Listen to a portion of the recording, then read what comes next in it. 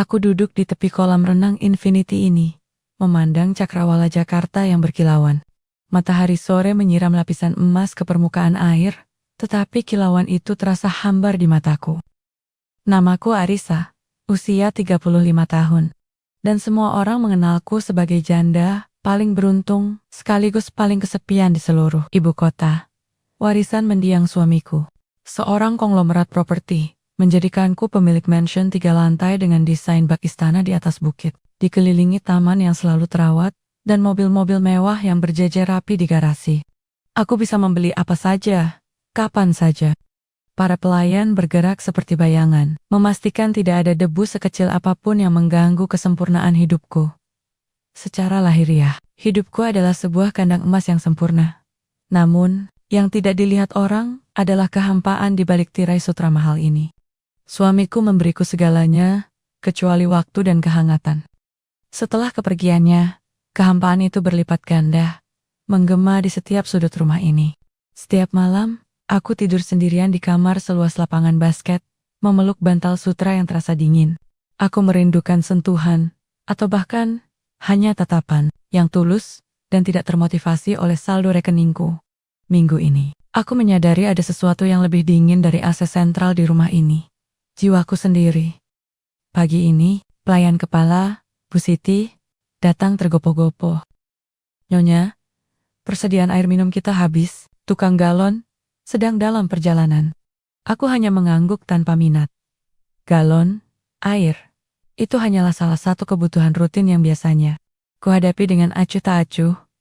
Tepat pukul 10, sebuah sepeda motor reot masuk ke pelataran rumah. Di atasnya, seorang pemuda berkulit sawo matang dengan kaos abu-abu yang sedikit kusam, namun bersih. Turun membawa 2 galon di bahunya. Dia bukan petugas antar langganan kami. Biasanya yang datang adalah mobil van besar dengan petugas berseragam rapi. Aku yang sedang minum teh di teras, tanpa sadar, memaku pandanganku padanya. Rambutnya basah karena peluh, tetapi ada ketenangan dan fokus yang luar biasa di matanya. Saat ia menyeimbangkan beban berat itu. Saat ia berbalik, mata kami bertemu, hanya sedetik. Tetapi ada sesuatu yang berbeda dari tatapan itu. Tidak ada ketakutan. Tidak ada kekaguman berlebihan terhadap kemewahanku. Dan yang paling penting, tidak ada hasrat tersembunyi. Tatapannya murni, jujur, dan sedikit lelah. Dia hanya tersenyum tipis, senyum yang tidak dibuat-buat, dan kemudian menunduk hormat kepada Bu Siti. 3 galon? Sudah turun, Bu. Saat dia pergi, meninggalkan mansionku yang kembali hening, aku merasakan kehangatan yang aneh menjalar di dadaku. Kehangatan yang tidak kudapatkan dari perapian mahal atau mantel bulu impor. Aku baru saja bertemu dengan dia, tukang galon yang tidak kukenal, dan entah mengapa, kehadirannya justru mulai menggetarkan jiwa sepiku. Aku menghabiskan sisa hari itu dengan memikirkan senyumnya. Di antara tumpukan laporan keuangan dan rencana gala dinner yang harus kuurus, wajahnya yang sederhana terus muncul. Aku mencoba menyibukkan diri. Aku mencoba membandingkannya dengan mantan suamiku yang selalu rapi dengan setelan mahal. Tukang galon itu hanya berkaus kusam dan bermandikan keringat, namun auranya kerapuhan yang kuat jauh lebih nyata. Keesokan harinya, aku melakukan hal yang konyol. Aku meminta Bu Siti memeriksa stok air. Bu Siti, sepertinya air di dispenser kamar tidurku cepat sekali habis. Bisakah kita pesan lagi? 3 galon. Pintaku santai. Padahal aku tahu betul, galon yang baru diantar kemarin, bahkan belum terpakai setengahnya. Bu Siti tampak bingung. Tapi, Nyonya, baru kemarin diantar. Harusnya stok kita masih cukup untuk seminggu penuh. Tidak apa-apa, Bu. Aku akhir-akhir ini sering berolahraga dan minum banyak air. Lebih baik, kita punya stok berlebih. Aku tidak suka jika air tiba-tiba habis. Potongku cepat. Berusaha menutupi kegugupanku. Aku hanya ingin melihatnya lagi. Pesananku diantar sore harinya. Kali ini, aku memutuskan untuk tidak berada di teras, melainkan mengawasi dari jendela besar ruang kerja yang menghadap langsung ke pelataran. Aku sengaja membiarkan gorden sedikit terbuka. Benar saja, dia datang lagi. Namanya pasti ada, tapi aku belum berani bertanya. Kali ini, dia membawa galon ke belakang area dapur, dibantu oleh salah satu asisten rumah tangga. Aku menahan napas saat dia berjalan melewatinya. Langkahnya mantap, tidak tergesa-gesa, dan ada aura kerja keras yang memancarkan kejujuran. Dia mengeluarkan keringat. Dia berjuang untuk setiap tetes air yang dia bawa. Dan bagiku, itu adalah ketulusan yang tak ternilai. Saat dia menunggu tanda terima, dia berdiri di dekat taman anggrekku. Aku melihat dia mengusap dahinya dengan punggung tangan. Lalu matanya terpaku pada salah satu bunga anggrek langka milikku. Dia tidak menyentuhnya, hanya memandangnya. Dan di tatapannya, ada kekaguman yang begitu murni. Ketika dia menaiki motornya dan meninggalkan gerbang, aku menyadari satu hal yang paling menyakitkan. Aku telah membeli segala kemewahan di dunia, tetapi aku harus berbohong dan bersandiwara, hanya untuk mendapatkan kesempatan melihat seorang pria sederhana selama 2 menit.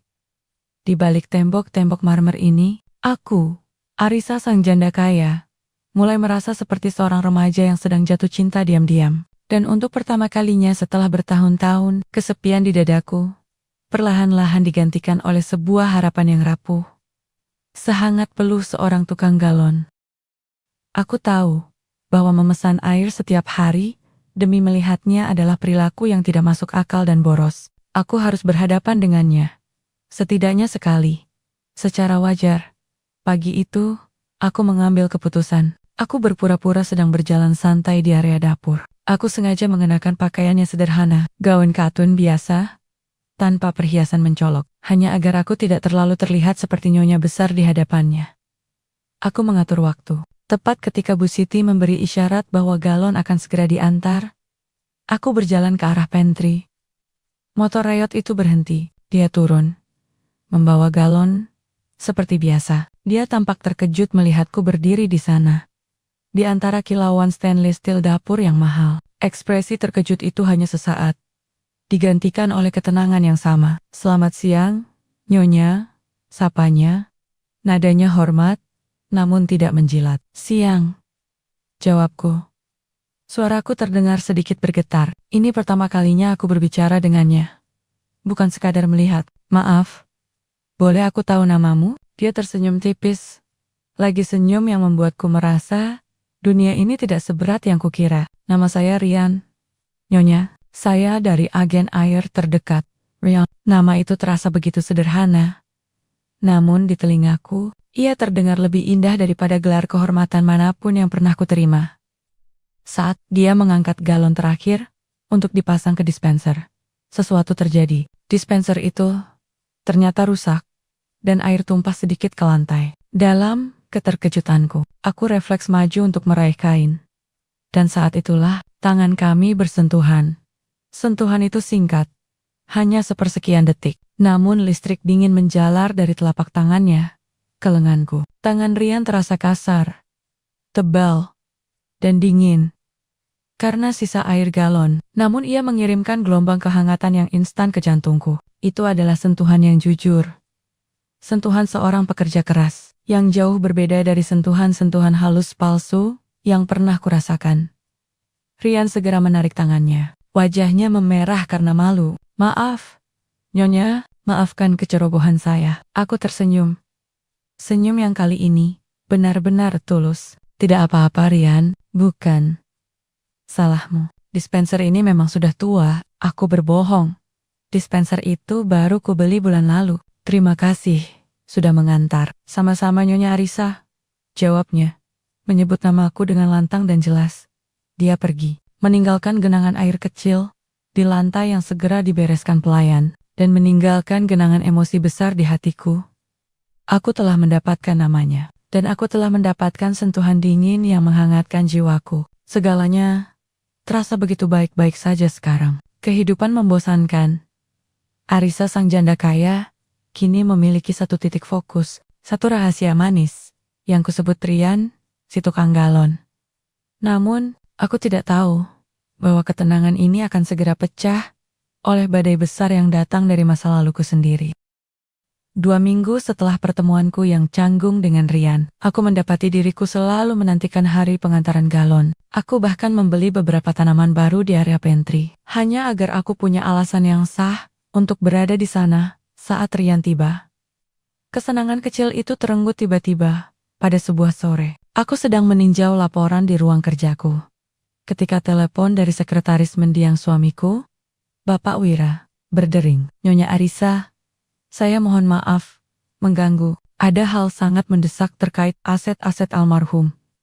Katanya, dengan nada yang tidak biasa tegang dan sangat serius. Ada apa, Pak Wira? Semua laporan keuangan baik-baik saja bukan? Tonyake, seharusnya iya, Nyonya. Tapi, ada seorang pria yang mengaku sebagai saudara tiri mendiang suami Anda, Tuan Dharma. Dia mengajukan tuntutan. Dia mengklaim memiliki bukti bahwa warisan utama, terutama mansion yang Anda tempati sekarang, seharusnya menjadi miliknya karena sebuah perjanjian lama yang tidak pernah dibatalkan. Seperti dijatuhkan dari tebing setinggi ribuan meter. Rumah ini, mansion ini, adalah satu-satunya peninggalan nyata suamiku. Simbol kemewahanku. Dan kini, ia terancam. Tapi yang lebih penting, ia adalah satu-satunya tempat di mana aku bisa bertemu Ryan tanpa dicurigai. Tuntutannya nyata, Pak Wira? Tanyaku.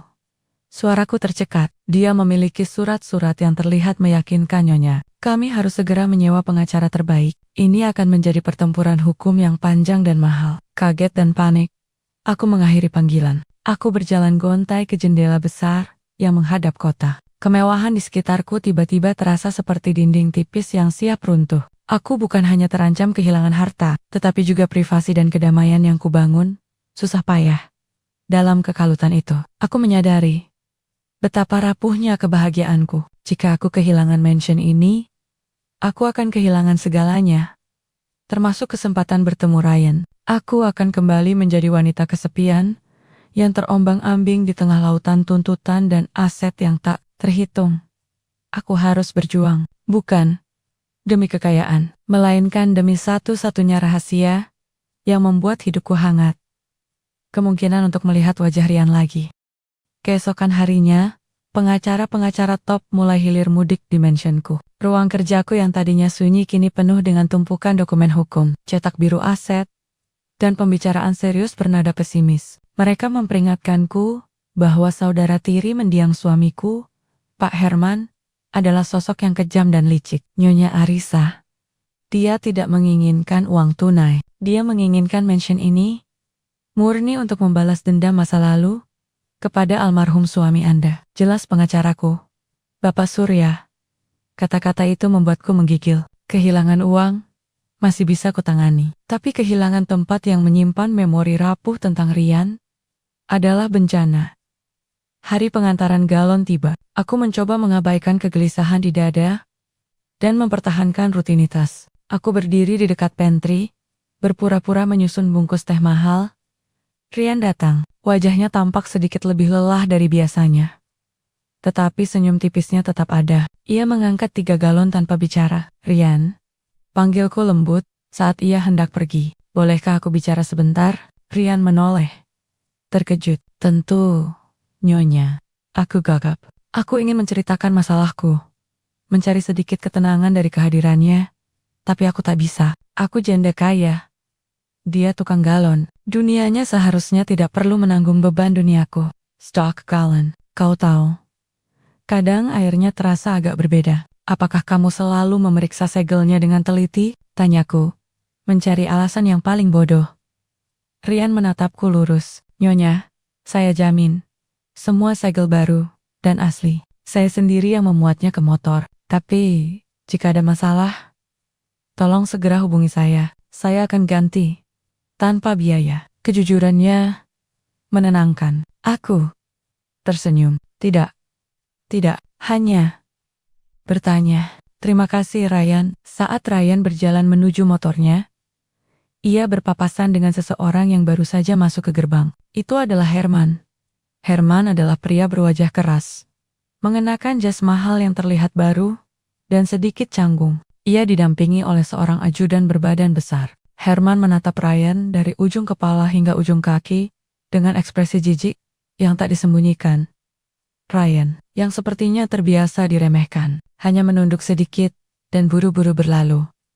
Herman melangkah masuk, mengabaikanku yang berdiri kaku. Jadi ini, Arisa, tempat yang kau jaga mati-matian? Istana yang seharusnya milikku, suaranya berat dan mengancam. Aku datang untuk melihatnya. Dan aku lihat, seleramu rendah. Pria pembawa air itu siapa? Kekasih barumu? Wajahku memanas. Jaga bicaramu, Herman. Dia hanya petugas pengantar. Oh, benarkah? Herman tertawa sinis. Aku sarankan, kau berhati-hati. Semakin banyak rahasia konyol yang kau simpan di rumah ini, semakin mudah bagiku untuk menjatuhkanmu. Jika warisan almarhum suamimu sudah dinodai oleh hal-hal murahan seperti itu, kurasa hakim akan lebih mudah memihakku. Aku terhenyak. Ancaman Herman bukan hanya tentang harta, tapi tentang kehormatanku dan yang paling membuatku takut, privasiku untuk menyukai Ryan. Ancaman itu terasa seperti es yang mematikan. Sekarang aku tahu, pertempuran ini bukan hanya di pengadilan, tapi juga di setiap sudut mansion ini. Dan entah bagaimana, Ryan, si tukang galon, telah menjadi galon kelima yang berisi ancaman terbesar bagi kehidupanku yang rapuh. Setelah Herman pergi, meninggalkan aroma parfum mahal dan kebencian, aku merasa lemas. Aku duduk di sofa kulit di ruang tamu, mencoba menenangkan detak jantungku yang menggila. Tak lama, Bu Siti, pelayan kepala yang sudah bekerja di rumah ini sejak suamiku masih ada, datang menghampiriku. Wajahnya yang biasanya tenang, kini terlihat cemas. Bu Siti memegang nampan teh, tetapi matanya memancarkan keseriusan. Nyonya, bisiknya. Suaranya sangat pelan. Saya sudah lama mengabdi di rumah ini. Saya melihat bagaimana Nyonya bertahan setelah Tuan Besar tiada. Aku menatapnya, menunggu. Bu Siti adalah satu-satunya orang di rumah ini yang kusayangi dan kupercayai sepenuhnya. Saya perhatikan Nyonya, bahwa Nyonya belakangan ini sering berada di pantry pada jam-jam tertentu. Saya melihat kedatangan tukang galon itu. Katanya, menyebut Ryan dengan hati-hati. Wajahku langsung memerah. Bu Siti, dia hanya pengantar. Itu saja elakku. Meskipun aku tahu dia melihat lebih dari itu. Bu Siti meletakkan nampan dan menggenggam tanganku. Genggamannya hangat dan tulus. Nyonya, saya tahu hati Nyonya sepi, tapi Nyonya harus tahu. Tuan Herman itu orang jahat. Dia sudah bertanya-tanya kepada pelayan lain soal rutinitas harian Nyonya. Mencari kelemahan. Ia menarik napas dalam-dalam. Dia melihat tukang galon itu hari ini. Jika Nyonya terus terang-terangan menunjukkan minat pada pria itu, Tuan Herman akan menggunakan itu. Dia akan memutarbalikkan fakta, mengatakan, Nyonya tidak pantas mengelola warisan karena bertindak tidak senonoh atau mempertaruhkan reputasi. Hal sekecil apapun bisa menjadi senjata besar di pengadilan. Perkataan Bu Siti menusukku lebih dalam dari ancaman Herman. Ini adalah peringatan tulus dari seseorang yang menyayangiku. Bu Siti Banner. Cinta rapuhku pada Ryan akan menjadi umpan yang sempurna bagi Herman. Aku memejamkan mata. Rasa dingin dari ancaman Herman benar-benar berbeda dengan sentuhan dingin tangan Ryan. Yang satu mematikan, yang lain menghangatkan. Jadi, apa yang harus kulakukan, Bu Siti? Tanyaku. Nyaris berbisik. Nyonya harus berhenti menemuinya. Setidaknya sampai urusan warisan ini selesai. Lindungi diri Nyonya. Dan lindungi dia, jawab Bu Siti. Melirik ke arah gerbang. Aku tahu Bu Siti benar. Jika aku ingin mempertahankan tempat ini yang kini menjadi satu-satunya jembatan antara aku dan Ryan, aku harus bersikap cerdas. Malam itu, aku membuat keputusan yang menyakitkan. Aku mengambil ponselku, menghubungi agen air langgananku, dan meminta pergantian petugas pengantar. Tolong, kirimkan petugas yang berbeda, mulai besok. Yang biasa datang, sepertinya harus istirahat, pintaku dengan suara yang dipaksakan terdengar profesional. Dengan hati remuk, aku memutuskan untuk memutus satu-satunya benang penghubung yang telah menghangatkan jiwaku yang beku. Aku harus menjauhkan Ryan. Ini adalah tindakan darurat yang harus kulakukan demi melindungi harapan kami di masa depan. Aku telah menukar Ryan dengan seorang pengantar baru. Pria tua dengan wajah lelah yang sama sekali tidak menarik perhatian. Setiap kali dia datang, hatiku terasa semakin berat. Kehampaan yang sempat menghilang kini kembali mengisi sudut-sudut mansion ini dengan dingin yang lebih pekat. Beberapa hari berlalu. Pengacara-pengacaraku, Bapak Surya memberiku berita buruk. Nyonya Arisa, Herman memiliki bukti yang cukup kuat terkait salah satu aset pendukung warisan, sebuah properti di luar kota. Jika kita kalah dalam sengketa properti itu akan memberikan Herman momentum besar dan meningkatkan kredibilitasnya di pengadilan utama terkait mansion ini. Jelasnya. Lalu, apa yang harus kulakukan? Tanyaku. Kini tidak lagi panik, melainkan dipenuhi tekad dingin. Aku menyadari, aku tidak bisa hanya menunggu dan membela diri. Aku harus menyerang balik. Kita harus mencari celah pada perjanjian Herman. Almarhum suami Anda adalah pria yang sangat teliti. Pasti ada detail yang terlewatkan, tapi itu membutuhkan waktu dan investigasi mendalam, kata Bapak Surya. Aku menatap keluar jendela, memandang kebun anggrek di dekat pantry, tempat terakhir aku melihat Rian. Aku tidak memenangkan pertempuran ini demi kekayaan, melainkan demi tempat ini. Tempat ini adalah jembatan yang akan mempertemukanku kembali dengan Rian ketika badai ini usai. Bapak Surya, kataku. Suaraku mantap dan penuh otoritas yang sudah lama tidak kugunakan. Tujuanku bukan hanya memenangkan kasus mansion ini, tapi kita harus menghancurkan kredibilitas Herman secara total dalam setiap tuntutan yang dia ajukan. Cari tahu segalanya tentang properti luar kota itu. Selidiki siapa yang mengurusnya sebelum suami saya meninggal. Itu akan sangat berisiko dan menghabiskan banyak energi, Nyonya. Aku akan menyediakan semua yang dibutuhkan.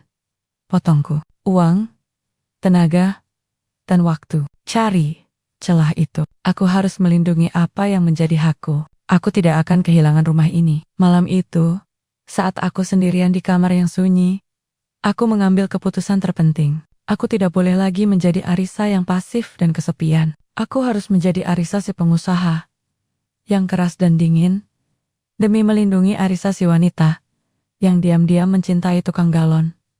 Aku menyadari, rintanganku bukan hanya Herman dan pengadilan. Rintangan terbesarku adalah diriku sendiri, yang terus merindukan Rian. Namun, aku tahu, semakin besar pengorbananku saat ini, semakin manis kehangatan yang akan kurasakan ketika jembatan ini aman, dan aku bisa memanggil Rian kembali. Aku harus kuat. Ini adalah awal dari pertempuran yang panjang. Dalam minggu-minggu berikutnya, aku mengubah mansion mewah ini menjadi markas operasi rahasia. Aku membatasi semua acara sosial dan memusatkan energiku pada dokumen. Aku dan tim pengacara Bapak Surya menghabiskan waktu berjam-jam menyelam di balik tumpukan angka, surat perjanjian lama, dan audit mendiang suamiku. Tujuan kami mencari kelemahan Herman terkait properti sengketa yang terletak di luar kota. Properti itu adalah sebuah pabrik tua yang tampak tak berarti di mata publik, namun penguasaannya bisa menentukan nasib mansionku. Rintangan pertama yang kujumpai adalah kerumitan data. Suamiku, Dharma, adalah pengusaha jenius, dan ia menyembunyikan beberapa asetnya dalam struktur perusahaan yang berlapis-lapis. Aku yang selama ini hanya menikmati hasilnya, kini harus memeras otak untuk memahami seluk-beluknya. Nyonya Arisa, pabrik ini terdaftar di bawah PT Sejahtera Abadi, yang sahamnya dipegang oleh 5 perusahaan lain. Sulit sekali menelusuri alur dananya, keluh seorang akuntan forensik. Aku menolak menyerah. Jika Dharma menyembunyikannya, pasti ada alasannya. Cari tahu apa yang terjadi dengan pabrik itu setahun sebelum dia meninggal, perintahku. Saat kami menggali lebih dalam, aku mulai menemukan sesuatu yang aneh. Dalam laporan keuangan lama, ada pengeluaran rutin yang cukup besar untuk biaya keamanan dan pemeliharaan pabrik itu. Padahal pabrik itu sudah tidak beroperasi, biaya ini terus berjalan. Bahkan setelah Dharma sakit parah. Saat aku melihat angka-angka itu, aku teringat pada Rian. Dia yang bekerja keras di bawah terik matahari, mengangkut air hanya demi upah harian. Sementara pabrik kosong ini terus menyedot uang untuk biaya keamanan. Ada kontras pedih antara kerja keras dan kemudahan uang yang terbuang sia-sia. Hal ini semakin menguatkan tekadku untuk mempertahankan kekayaan ini dan menggunakannya dengan lebih bijaksana di masa depan. Mungkin untuk membantu orang seperti Rian. Satu malam, saat jam menunjukkan pukul 2 dini hari, dan semua orang sudah pulang, aku sendirian di ruang kerja yang dingin. Aku menemukan sebuah catatan kecil yang terselip di balik sebuah file lama. Itu tulisan tangan Dharma. Isinya singkat. Biaya pabrik X jangan dihentikan. Ada hal yang kulindungi di sana. Rahasia ini hanya untuk Arisa. Jantungku berdebar. Rahasia. Ternyata pabrik itu bukan sekadar properti sengketa, melainkan kunci rahasia yang Dharma tinggalkan untukku. Jika aku bisa menemukan rahasia ini, aku akan memenangkan pertempuran melawan Herman dan mengamankan jembatanku menuju Rian. Tantangan terbesarku kini berubah. Aku harus pergi ke pabrik itu, ke tempat yang Dharma jaga mati-matian. Tempat yang kini menjadi target Herman. Ini adalah sebuah misi berisiko yang harus kulakukan sendirian. Aku tahu, jika Herman mengetahui aku menyelidiki pabrik itu secara langsung, dia akan menganggapnya sebagai pengakuan bersalah. Aku tidak bisa membawa pengacara atau bodyguard. Jika aku gagal, aku akan kehilangan segalanya, termasuk kesempatan untuk memanggil Rian kembali. Aku menyusun rencana. Aku meminta Bu Siti memesankan taksi daring untukku, bukan mobil pribadiku, dan aku berpura-pura akan mengunjungi seorang teman lama di luar kota. Aku bahkan sengaja mengenakan pakaian yang jauh dari citra janda kaya, celana jeans, hoodie gelap, dan topi untuk menyamarkan diri. Malam itu, setelah semua pelayan tidur, aku diam-diam menyelinap keluar. Perjalanan ke pabrik tua itu memakan waktu 2 jam. Sesampainya di sana, suasananya sangat mencekam. Pabrik itu terletak di daerah terpencil dan tampak sudah ditinggalkan selama bertahun-tahun. Catnya terkelupas, dan gerbang besinya berkarat. Namun, seperti yang tertera di laporan keuangan, lampu keamanan di beberapa titik masih menyala, dan ada pos keamanan kecil di sudutnya. Aku bersembunyi di balik semak-semak. Jantungku berdebar kencang. Aku harus mengakali petugas keamanan. Aku melihat seorang pria paruh baya yang tampak mengantuk duduk di pos. Aku membulatkan tekad. Aku tidak bisa bertindak seperti Nyonya Arisa. Aku harus menjadi orang biasa. Aku mengambil ponselku, menghidupkan senter, dan berjalan ke arah pos. Maaf, Pak. Permisi. Panggilku, suaraku dibuat seolah-olah aku tersesat. Petugas itu terkejut. Siapa di sana? Ini area terlarang. Maafkan saya, Pak. Saya sedang mencari alamat rumah sakit terdekat. Ponsel saya kehabisan baterai. Dan saya bingung. Bisakah Bapak tunjukkan jalannya? Tanyaku dengan wajah memelas. Aku bahkan sengaja mengacak-acak rambutku agar terlihat panik. Petugas itu, yang rupanya merasa iba, melunak. Dia memberiku petunjuk yang panjang lebar tentang arah ke jalan besar. Sementara aku, di sela-sela percakapannya, mataku sibuk memindai bagian dalam pos. Kunci-kunci pabrik tergantung di gantungan kecil di belakangnya. Setelah mengucapkan terima kasih berkali-kali, aku berpura-pura berjalan menjauh. Begitu sampai di balik pohon besar, aku menghela napas, menunggu. Petugas itu kembali ke posnya, tetapi ia tidak menutup pintu sepenuhnya. Rupanya dia merasa lelah. Ini kesempatanku. Aku berlari cepat, secepat yang ku bisa, ke arah pintu pos. Aku menarik gantungan kunci itu dalam sekali gerakan. Kunci-kunci itu berbunyi nyaring, dan aku segera berlari masuk ke balik pabrik. Jantungku hampir melonjak keluar. Aku telah berhasil masuk ke area pabrik. Namun suasana di sini sangat dingin dan pekat. Rahasia Dharma yang kutemukan di kertas itu terasa sangat dekat. Tetapi, aku juga merasa ada mata yang mengawasi. Dan itu bukan hanya petugas keamanan yang sebentar lagi akan menyadari kuncinya hilang. Aku harus cepat. Aku buru-buru menyusuri lorong-lorong pabrik yang gelap. Hanya ditemani cahaya senter ponselku. Udara dipenuhi bau besi tua dan debu. Aku mencari tanda-tanda khusus, sebuah petunjuk yang mungkin ditinggalkan Dharma. Setelah beberapa saat, mataku tertuju pada sebuah sudut yang tampak lebih bersih dari yang lain. Di sana, terdapat sebuah meja kerja tua yang ditutupi terpal. Aku menarik terpal itu. Di bawahnya, ada sebuah papan gambar dengan cetak biru yang sudah usang. Namun yang menarik perhatianku adalah kotak kayu kecil di sudut meja. Aku membukanya dengan tangan gemetar. Di dalamnya, bukan perhiasan atau uang, melainkan sebuah buku jurnal lusuh dan beberapa foto Polaroid. Buku jurnal itu adalah tulisan tangan Dharma. Aku membacanya dengan cepat. Isinya bukan tentang bisnis, melainkan tentang penyesalan. Dharma menulis, bahwa pabrik ini bukan pabrik, melainkan proyek amal rahasia yang ia dan beberapa rekannya bangun untuk menampung dan melatih anak-anak muda, yatim piatu dan kurang mampu. Aku tahu Herman akan berusaha mengambil tempat ini. Dia membenci pekerjaan amal ini. Aku menyembunyikannya dari semua laporan, karena aku ingin tempat ini tetap murni, tidak tercemar uang kotor. Tulis Dharma. Ia menjelaskan bahwa biaya keamanan yang tercantum di laporan adalah untuk mendanai dan melindungi proyek ini. Hatiku terenyuh. Di balik kekakuannya, mendiang suamiku memiliki sisi kemanusiaan. Namun, kejutan terbesar datang dari foto-foto Polaroid. Foto-foto itu menunjukkan para pemuda yang sedang dilatih di pabrik itu. Mereka tersenyum, bersemangat. Di salah satu foto, seorang pemuda berdiri di depan mesin bubut dengan wajah yang tampak serius, namun penuh harapan. Aku membeku. Aku mengenal wajah itu. Pemuda dalam foto itu adalah Rian.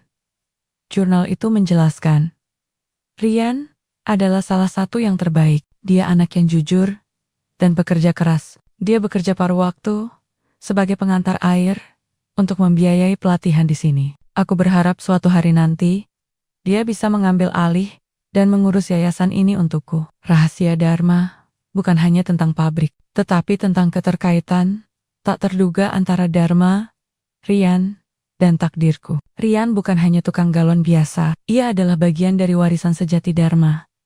Tiba-tiba, suara langkah kaki terdengar dari lorong utama. Langkah-langkah itu berat. Bukan langkah petugas keamanan yang santai. Aku segera tahu, Herman telah datang. Aku harus keluar. Aku menyambar jurnal dan foto-foto itu, menyimpannya di balik hoodieku. Saat aku bersembunyi di balik tumpukan karung, aku mendengar Herman berbicara dengan suara serak. Cari, pastikan tidak ada yang tersisa di sini. Ini milikku sekarang. Aku berhasil lolos dari pintu belakang. Aku berlari menembus kegelapan. Rasa dingin ketakutan bercampur dengan kehangatan pengetahuan baru ini. Aku punya bukti. Petunjuk tak terduga yang bisa menjatuhkan Herman. Namun, pelarianku tidak sepenuhnya berhasil. Saat aku melompati pagar belakang, ponselku terjatuh dan pecah. Lebih buruk lagi, salah satu ajudan Herman melihat bayanganku sekilas. Aku selamat. Tetapi sekarang, Herman tahu, aku sedang menyelidiki. Aku memegang kebenaran. Tetapi kini aku sendirian. Dan aku tidak tahu harus kemana. Aku tidak bisa kembali ke mansion saat ini. Semua usahaku telah membawaku ke titik terendah. Dan aku hanya menyisakan satu pilihan terakhir.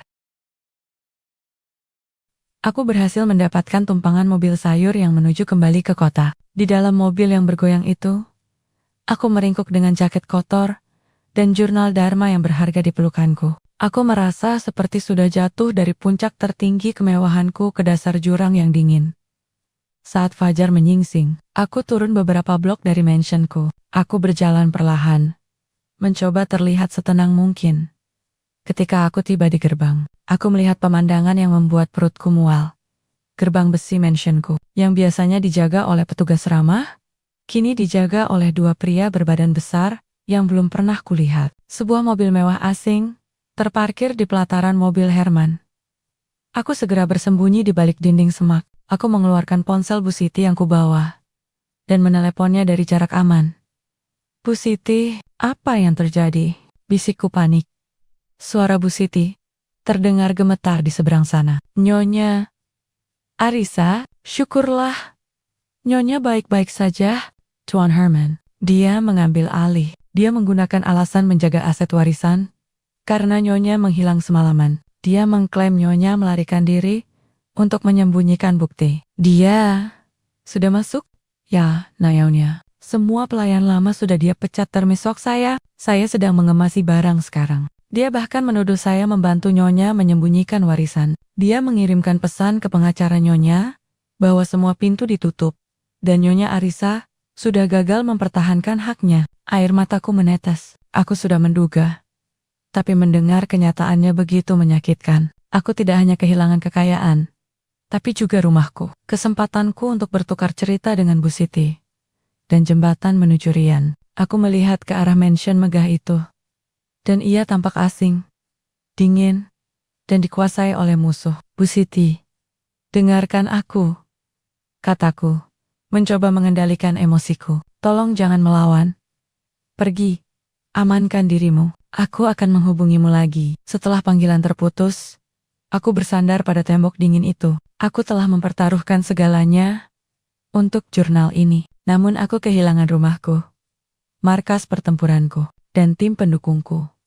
Pengacaraku pun tidak bisa membantuku, karena Herman telah memblokir akses ke aset dan menutup mansion. Aku telah menjadi Arisasi Tunawisma dengan jurnal rahasia miliarder. Tanpa uang tunai yang berarti, tanpa koneksi yang bisa kupercaya, dan dikejar oleh seorang pria kejam.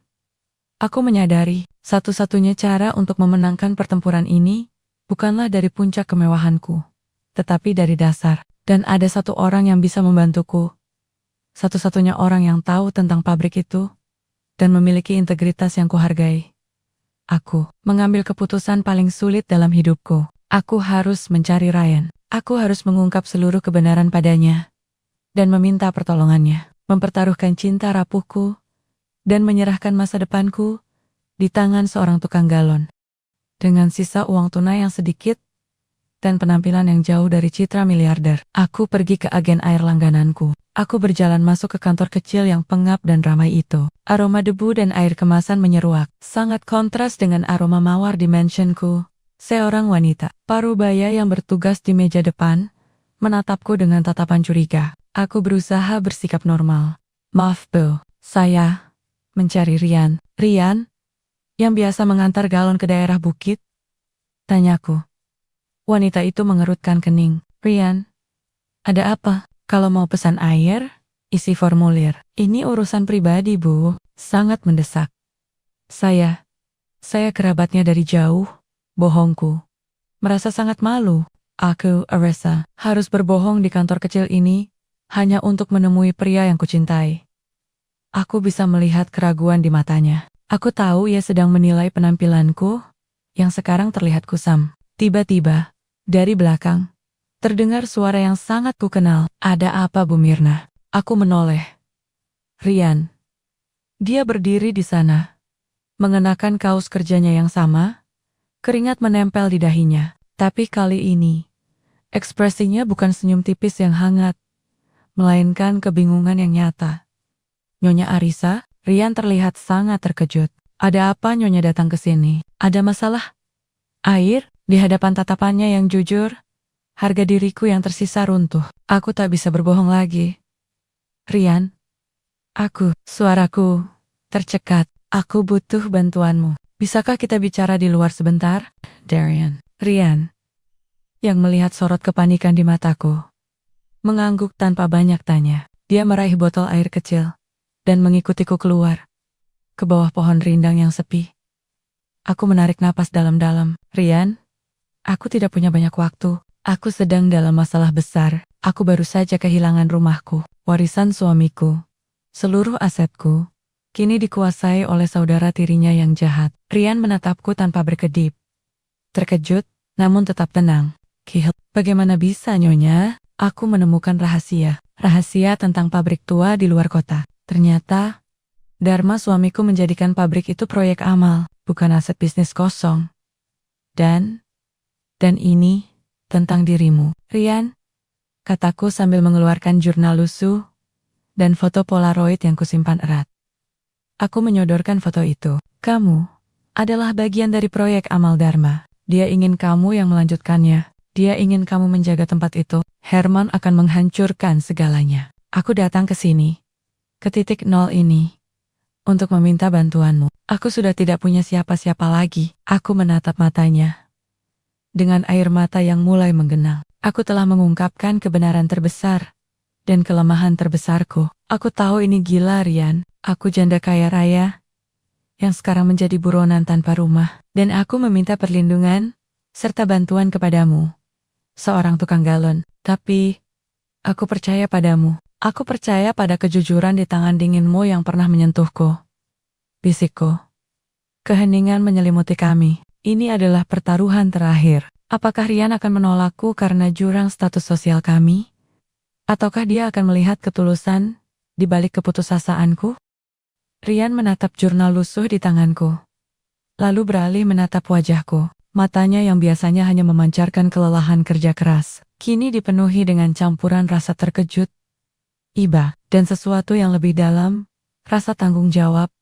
Dia tidak langsung menjawab, dia hanya menghela napas panjang, dan aku bisa melihat betapa berat keputusan yang harus dia ambil. Kehidupanku yang rumit dan penuh masalah, kini secara mendadak terlempar ke dalam kehidupan sederhananya. Nyonya Arisa, katanya pelan, Tuan Dharma. Dia memang seperti ayah kedua bagi kami di pabrik itu. Dia mengajari kami banyak hal. Bukan hanya teknik, tapi kejujuran. Dia mengangguk pada jurnal itu. Saya tidak tahu mengapa Nyonya datang kepada saya. Saya hanya tukang galon. Apa yang bisa saya lakukan? Melawan seorang Herman yang kaya dan berpengaruh. Jantungku mencelos. Aku tahu. Secara logika, dia benar. Aku telah salah bertaruh. Aku memejamkan mata, membiarkan air mata kekalahan mengalir. Aku tahu, Ryan. Aku tahu ini tidak adil bagimu. Maafkan aku telah menyeretmu ke masalahku. Aku akan pergi. Aku hanya berharap, suatu saat nanti, kamu bisa menemukan pabrik itu dan memenuhi harapan Dharma. Aku mulai berbalik, bersiap menghadapi kenyataan pahit. Aku sendirian. Tiba-tiba, Ryan meraih lenganku. Sentuhan dingin tangan kasarnya kini terasa sangat kuat, menahanku. Tunggu, Nyonya Arisa, ucapnya tegas. Saya mungkin hanya tukang galon, tapi saya tahu bagaimana memegang janji. Tuan Dharma sudah berbuat banyak untuk saya. Dan sekarang, Nyonya, dia berhenti sejenak, menatapku lurus di mata, tanpa rasa takut sedikit pun. Nyonya datang ke tempat saya, mempertaruhkan segalanya.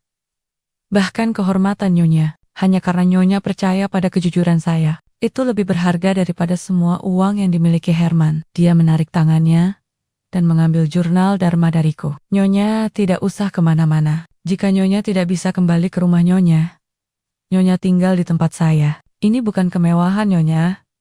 Ini hanya kamar kos kecil di pinggiran. Tapi, ini aman. Dan ini adalah satu-satunya tempat yang jauh dari jangkauan Herman. Ryan menatapku lagi, dan kali ini, ada kilau tekad yang membuatku merasa hangat dari ujung rambut hingga ujung kaki. Kita akan melawan Herman, tapi kita tidak akan melawannya dengan kekayaan. Kita akan melawannya dengan kebenaran yang Nyonya bawa. Dan jaringan persaudaraan dari proyek Dharma di pabrik itu. Kami semua berutang budi pada Dharma, dan kami semua akan melindungi Nyonya Arisa. Aku terisak lega. Aku, janda kaya yang kehilangan segalanya, kini menemukan perlindungan sejati di balik kesederhanaan. Keputusan Ryan telah menenggelamkan jurang status sosial kami. Kami sekarang berada di titik nol yang sama. Namun, di balik kelegaan ini, aku tahu tantangan baru menanti. Aku harus meninggalkan gaya hidup lamaku dan bersembunyi di dunia Ryan. Dan yang terpenting, kami harus menyusun rencana untuk menggunakan jurnal itu sebelum Herman menemukan kami. Ryan membawaku ke sebuah rumah kos di lorong sempit, jauh dari gemerlap pusat kota. Kamar Ryan sangat sederhana, hanya berukuran sekitar 3 kali 3 meter, berisi kasur busa tipis, meja belajar kecil, dan sebuah lemari pakaian usang. Dindingnya dicat biru muda yang sudah memudar. Aku, yang terbiasa tidur di kasur king size dengan spray sutra, kini berdiri di tengah ruangan yang terasa sangat kecil. Udara di sini pengap, dan suara bising motor dari luar terdengar jelas. Ryan menyadari kegugupanku. Maaf, Nyonya Arisa, ini bukan mention Nyonya. Tapi di sini tidak ada yang peduli siapa Nyonya. Nyonya, aman. Aku tersenyum tipis. Panggil aku Arisa saja, Ryan. Aku bukan Nyonya di sini. Dan, terima kasih, ini lebih dari cukup. Aku duduk di tepi kasur, rasa lelah, ketakutan, dan rasa syukur bercampur menjadi satu. Untuk pertama kalinya dalam hidupku, aku tidak memiliki pelayan, tidak memiliki rekening bank yang bisa diakses, dan tidak memiliki keamanan. Tapi untuk pertama kalinya pula, aku merasa terlindungi oleh ketulusan yang murni. Ryan menghidangkan segelas air putih dingin untukku, bukan dari galon mahal, melainkan dari termos tua. Minumlah, Arisa, nanti sore aku harus bekerja sebentar, hanya mengantar beberapa galon. Uangnya untuk makan malam kita. Saat Ryan pergi, meninggalkan aku sendirian di kamar itu, aku memandangi jurnal Dharma. Aku menyadari, Di balik kesederhanaan Rian, terdapat kekuatan dan kejujuran yang Dharma lihat, dan yang kini menjadi satu-satunya senjataku melawan kekejaman Herman. Aku membuka tas kecil yang kubawa. Di dalamnya ada perhiasan berlian kecil yang sempat kumasukkan secara spontan sebelum melarikan diri, sebuah kebiasaan otomatis dari masa laluku. Kilau berlian itu kini terasa tidak berarti dibandingkan dengan sentuhan dingin tangan Rian yang berpeluh. Aku telah jatuh ke titik terendah secara materi, tetapi aku telah mencapai titik tertinggi secara emosional. Aku menyadari seluruh perjuanganku selama ini mencari kebenaran di pabrik, menahan diri untuk tidak bertemu Rian, semuanya gagal membuatku tetap berada di atas. Kegagalan itu yang akhirnya memaksa aku memilih pilihan terakhir, menyerahkan segalanya dan percaya pada hati seorang pria yang bekerja keras. Aku memutuskan, mulai saat ini, aku adalah Arisa yang baru. Arisa yang harus hidup tanpa kemewahan, tetapi dengan tujuan yang jelas. Membela warisan kemanusiaan, mendiang suamiku, dan membuktikan bahwa cinta sejati tidak mengenal kasta. Aku menutup buku jurnal Dharma. Ketika Rian kembali, kami harus segera menyusun rencana. Tidak ada lagi waktu untuk meratapi kemewahan yang hilang. Rian kembali larut malam. Wajahnya kelelahan, tetapi matanya bersinar penuh semangat saat ia melihatku duduk di meja kosnya, dikelilingi jurnal dan foto-foto. Ia membawa sebungkus nasi dan lauk sederhana. Kami makan malam dalam keheningan yang penuh arti. Setelah selesai, Rian menatapku. Arisa, kita tidak bisa melawan Herman, hanya berdua, dan dengan bukti selembar kertas ini di pengadilan, katanya. Suaranya tenang dan realistis. Aku tahu, tanpa pengacara dan akses ke asetku, jurnal ini tidak ada gunanya. Herman akan bilang ini karangan. Jawabku pasrah. Rian meletakkan tangannya yang kasar di atas meja. Mungkin kita tidak punya uang, tapi kita punya kebenaran. Dan yang lebih penting, kita punya orang-orang yang Dharma selamatkan. Dia menjelaskan rencananya. Proyek Amal Dharma yang tersembunyi di pabrik telah melatih banyak pemuda jujur dan setia. Mereka semua kini bekerja di berbagai sektor, termasuk beberapa yang kini menjadi sopir dan freelancer di pusat kota. Mereka semua adalah murid Dharma yang berutang budi. Kita akan membangun pasukan kejujuran, kata Ryan. Kita kumpulkan semua alumni proyek Dharma. Kita tunjukkan jurnal ini kepada mereka. Mereka adalah saksi hidup bahwa Herman berbohong. Dan mereka akan membantu kita. Aku terharu. Rian tidak melihat masalah ini sebagai masalah pribadiku, melainkan sebagai perjuangan bersama untuk kehormatan Dharma. Keesokan paginya, aku memulai hidup baruku. Dengan bantuan Rian, aku mengubah penampilanku total. Aku mengenakan pakaian sederhana. Tidak ada riasan, dan rambutku diikat. Aku tidak lagi terlihat seperti janda miliarder, melainkan seorang wanita pekerja biasa. Rian membawaku ke berbagai tempat sederhana.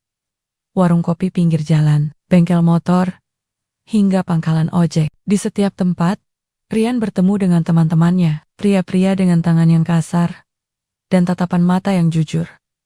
Aku mengamati Ryan berinteraksi. Ia berbicara dengan hormat, tetapi dengan wibawa. Saat ia menunjukkan foto-foto Dharma dan menjelaskan tentang pengambil alihan Herman atas pabrik itu, semua mata menyala dengan kemarahan yang tenang.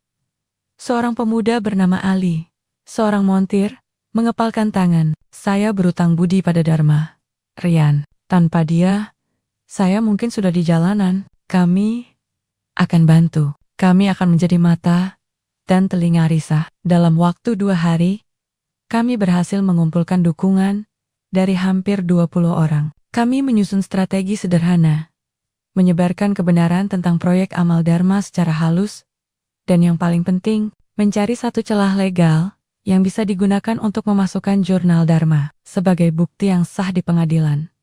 Perjuangan ini terasa jauh lebih hidup daripada semua rapat direksi yang pernah kuikuti. Aku tidak lagi berjuang dengan uang, melainkan dengan hati. Dan di tengah kerja keras ini, aku dan Rian semakin dekat. Di tengah lorong sempit kos dan bau kopi murah, aku menemukan kehangatan sejati yang tak pernah kurasakan di istanaku. Kami telah memilih jalan yang paling sulit, yaitu kejujuran dan persatuan. Dan kini, kami siap melangkah ke medan pertempuran. Setelah menyatukan pasukan kejujuran, kami menghadapi masalah mendasar. Uang. Kami butuh uang untuk biaya tak terduga, untuk mencetak dokumen, dan yang paling penting, untuk membayar pengacara yang mau mengambil kasus ini secara pro bono gratis atau dengan janji pembayaran setelah menang. Tidak ada pengacara yang berani melawan Herman tanpa jaminan.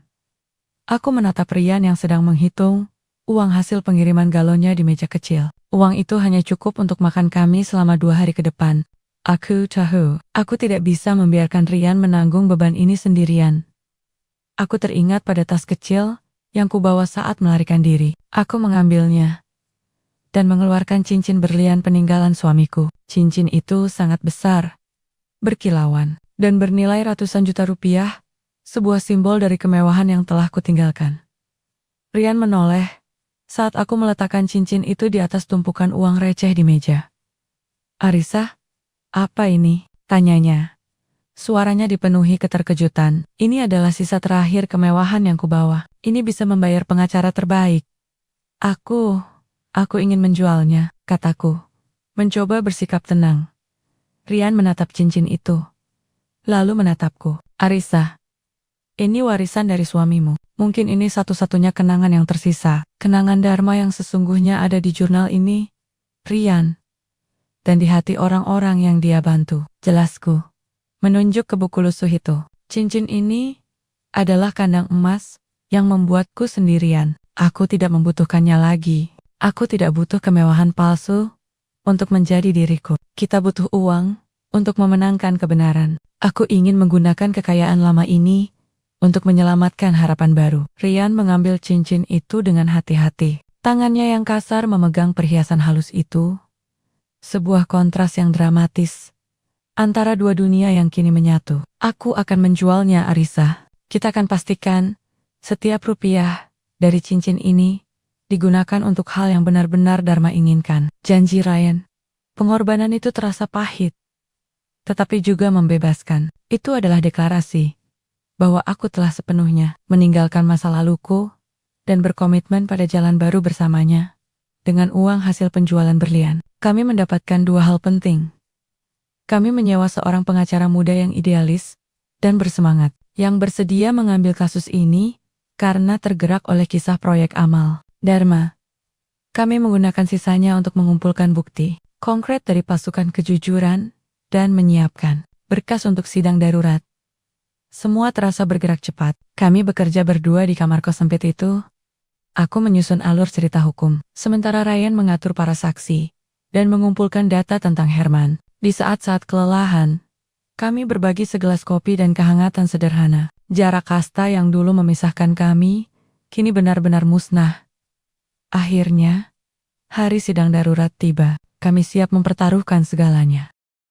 Aku memasuki ruang sidang pengadilan yang dingin dan megah. Aku duduk di sisi pengacara muda kami, Bapak Doni. Di seberang, duduk Herman, mengenakan setelan jas paling mahal, didampingi tim pengacara tua yang tampak sombong. Herman menatapku dengan senyum sinis, seolah yakin aku tidak akan bisa melawan. Aku tahu, secara penampilan, aku adalah pecundang. Aku mengenakan pakaian sederhana Rian, dan aku tidak memiliki kemewahan yang dulu melindungiku. Bapak Doni memulai persidangan dengan tenang. Ia mengajukan argumen bahwa Herman tidak layak mengelola aset warisan karena ada klausul kerahasiaan yang dilanggar terkait pabrik sengketa. Herman dan pengacaranya tertawa, menyebut argumen kami tidak berdasar, dan jurnal Dharma yang kami jadikan bukti sebagai karangan belaka. "Yang mulia," kata pengacara Herman, "bukti yang diajukan Nyonya Arisa ini tidak disahkan secara notaris, dan hanyalah tulisan tangan pribadi yang penuh sentimen. Herman berhak atas aset itu, dan warisan ini harus diselamatkan dari wanita yang sudah tidak waruan dan melarikan diri demi seorang tukang galon." Aku menahan amarah. Tuduhan itu menusuk, tetapi aku tetap diam.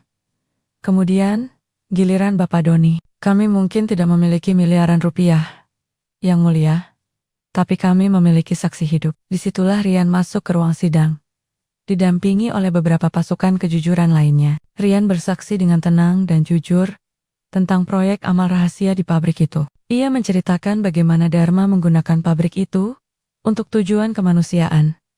Bagaimana ia melatih mereka, dan bagaimana Herman pernah berusaha menghentikan proyek itu secara ilegal saat Dharma sakit. Kami adalah bukti yang mulia bahwa Dharma tidak ingin pabrik ini menjadi mesin uang, tetapi mesin harapan, dan Herman ingin menghancurkan harapan itu, kata Rian. Ketika Rian selesai, tatapan mata Herman sudah kehilangan kesombongannya. Ia terlihat panik. Jurnal Dharma, yang awalnya hanya selembar kertas lusuh, kini diperkuat oleh kesaksian hati yang tulus dari banyak orang. Puncaknya, Bapak Doni mengajukan bukti transfer bank anonim yang membuktikan bahwa Herman, sebelum sidang ini, telah mencoba memanipulasi biaya keamanan pabrik itu untuk kepentingan pribadinya. Sebuah tindakan yang melanggar hukum dan etika. Bukti itu berasal dari pelacakan yang dilakukan oleh teman Rian yang bekerja di bidang teknologi. Hakim terdiam sejenak. Akhirnya, keputusan pun diucapkan berdasarkan bukti dan kesaksian yang kredibel dari para pemuda ini. Pengadilan memutuskan bahwa ada indikasi kuat penyalahgunaan wewenang dan pelanggaran klausa warisan oleh Herman. Pengadilan memerintahkan Herman segera mengosongkan mansion dan aset warisan dikembalikan ke Nyonya Arisa. Sambil menunggu penyelidikan hukum lebih lanjut terhadap Herman, aku terisak lega, bukan karena aku mendapatkan kekayaanku kembali, tetapi karena kebenaran telah menang. Setelah persidangan, aku berdiri di luar gedung pengadilan, memandang matahari. Rian mendekatiku. Kita berhasil, Arisa, kau mendapatkan rumahmu kembali, katanya. Matanya berseri-seri. Aku menatapnya. Aku tidak lagi melihat tukang galon. Aku melihat pahlawan sejatiku. Bukan aku yang berhasil, Rian.